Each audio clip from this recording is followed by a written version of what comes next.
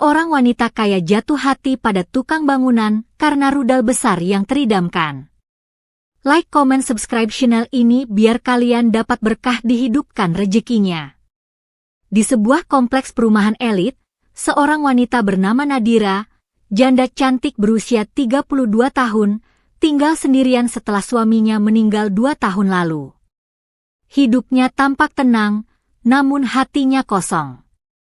Rumahnya sedang direnovasi, sehingga setiap hari ia melihat para pekerja bangunan berlalu lalang.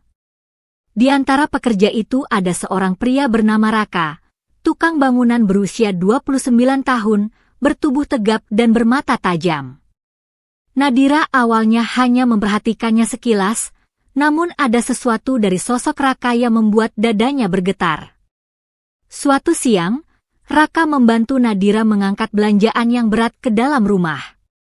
Senyumnya sederhana, namun tulus. Nadira merasakan kehangatan yang lama hilang dari hidupnya. Sejak hari itu, pandangan Nadira pada Raka berubah. Ia tak lagi melihatnya sekadar pekerja, melainkan pria yang entah kenapa selalu membuat jantungnya berdegup lebih cepat. Hari-hari berjalan, dan setiap kali Raka bekerja di halaman rumah, Nadira diam-diam memperhatikannya dari balik jendela. Keringat di dahinya, gerakan tangannya yang tegas saat memukul palu, semua itu entah mengapa terlihat memikat. Nadira berusaha menepis perasaan itu, tapi semakin hari semakin sulit. Suatu sore, hujan turun deras. Raka berteduh di teras rumah Nadira. Saat ia mengusap rambut basahnya, Nadira memberanikan diri menyuguhkan secangkir teh hangat. Tatapan mereka bertemu untuk pertama kalinya dalam jarak begitu dekat. Ada percikan yang tak bisa dijelaskan. Raka sempat menunduk, menahan senyum, seolah tak pantas menerima perhatian dari seorang wanita seperti Nadira. Namun justru sikap rendah hati itu semakin membuat Nadira penasaran. Ketegangan halus mulai tumbuh di antara mereka. Tak ada yang berani bicara terlalu banyak, tapi diam-diam, keduanya sudah merasakan sesuatu yang tak biasa. Malam itu, Nadira termenung di kamar. Ingatan tentang mendiang suaminya muncul kembali. Ia merasa bersalah, seolah jatuh cinta lagi adalah sebuah pengkhianatan. Namun bayangan senyum Raka terus mengusik pikirannya. Sementara itu, Raka berbicara dengan seorang teman sesama tukang. Ia mengaku merasa aneh, jantungnya berdebar setiap kali melihat Nadira. Tapi ia sadar, dirinya hanya seorang pekerja bangunan sederhana, dan Nadira adalah wanita terpandang.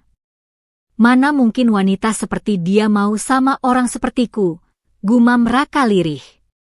Keesokan harinya, Nadira sengaja keluar rumah lebih awal untuk menyapa Raka. Mereka berbincang sebentar, kali ini lebih akrab. Nadira merasa nyaman, sesuatu yang tak pernah ia rasakan sejak lama. Namun, dari kejauhan, seorang tetangga memperhatikan dengan tatapan penuh curiga. Desas-desus pun mulai menyebar.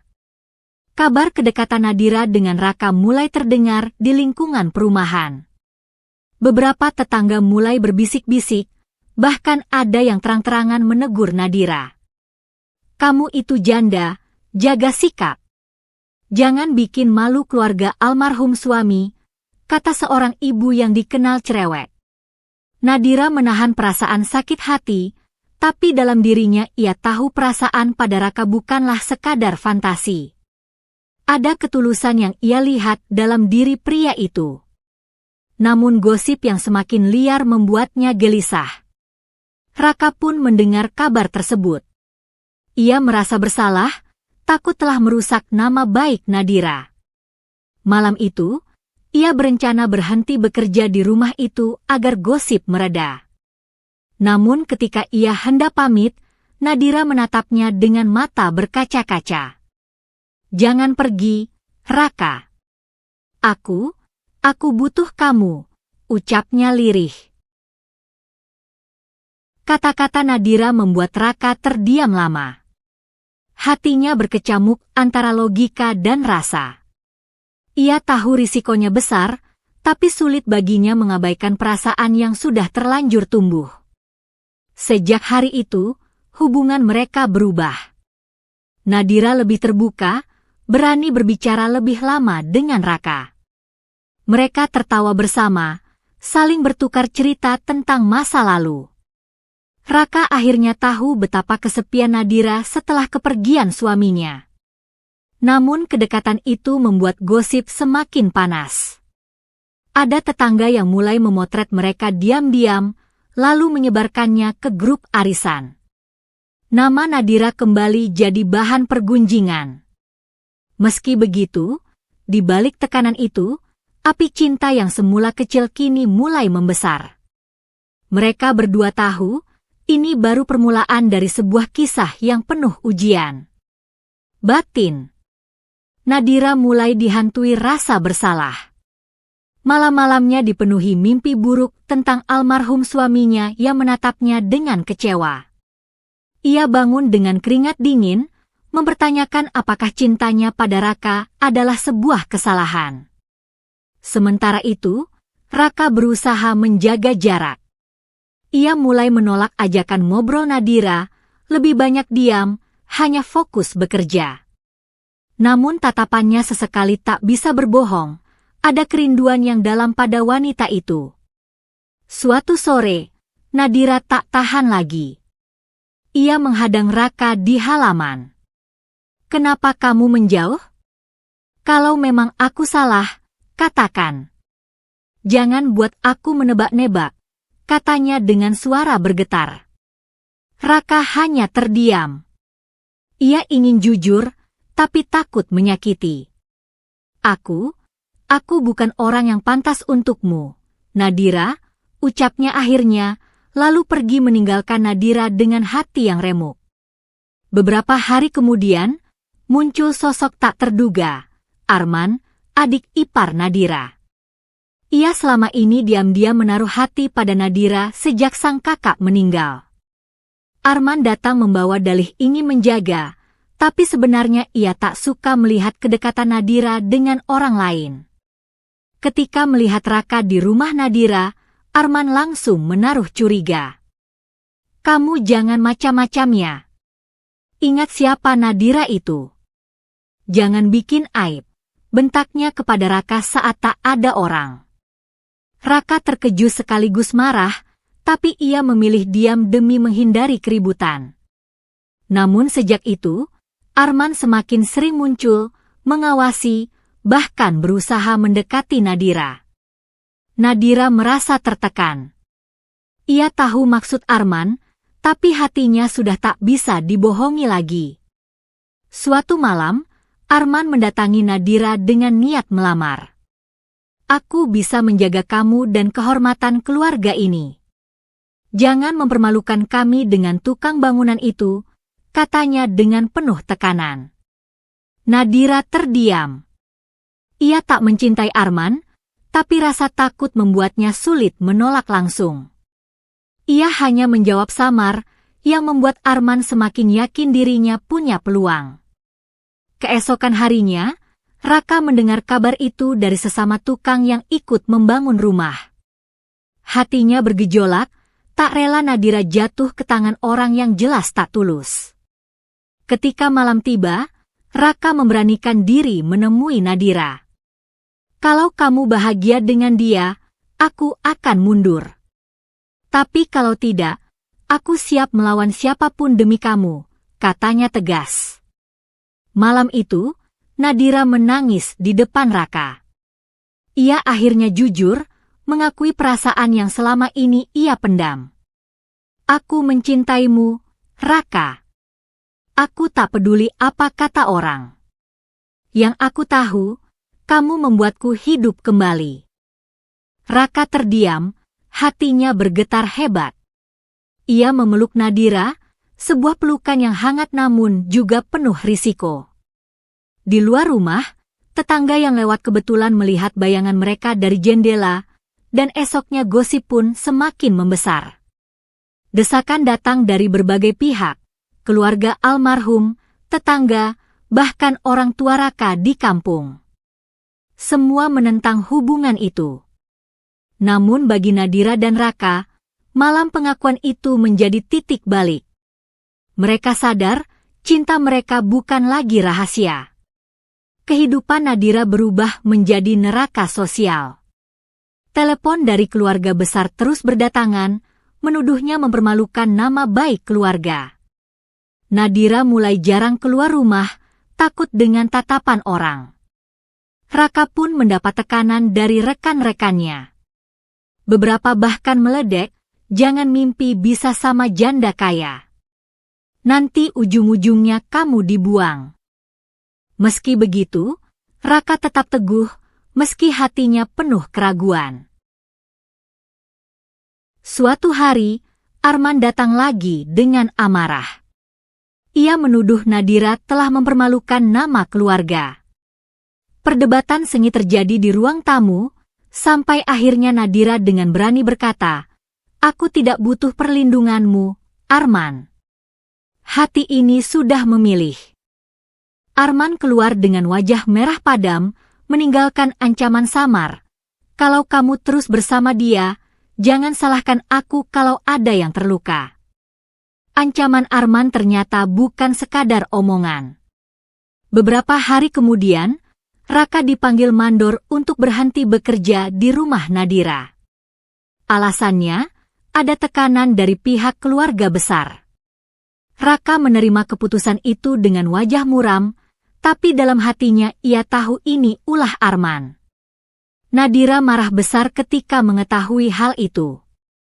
Ia mendatangi rumah Arman dan menuntut penjelasan.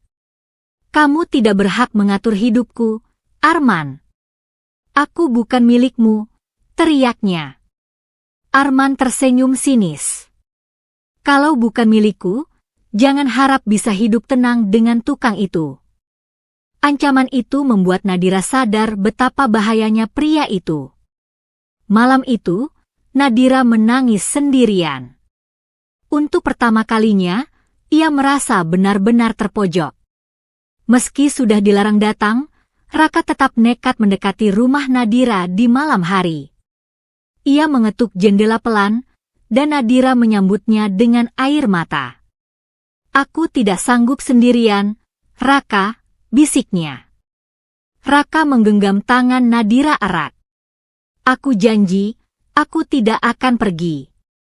Apapun yang terjadi, aku akan melindungimu." Kata-katanya sederhana, tapi memberi kekuatan besar bagi Nadira. Sejak itu, mereka bertemu diam-diam. Hubungan mereka seperti api kecil yang berusaha bertahan dari tiupan angin. Semakin dilarang, semakin sulit untuk melepaskan. Namun kabar pertemuan rahasia itu akhirnya sampai juga ke telinga Arman. Amarahnya memuncak, dan ia mulai merencanakan sesuatu yang lebih berbahaya. Suatu malam, Raka pulang dari rumah Nadira. Di jalan sepi, ia dicegat oleh Arman bersama 2 orang suruhan. Pertengkaran tak terhindarkan. "Lepaskan Nadira, atau kau yang akan menyesal," bentak Arman. Raka tidak gentar. "Aku tidak takut padamu. Kalau kau benar-benar peduli, biarkan dia bahagia." Kata-kata itu membuat Arman semakin marah. Pertikaian pun pecah.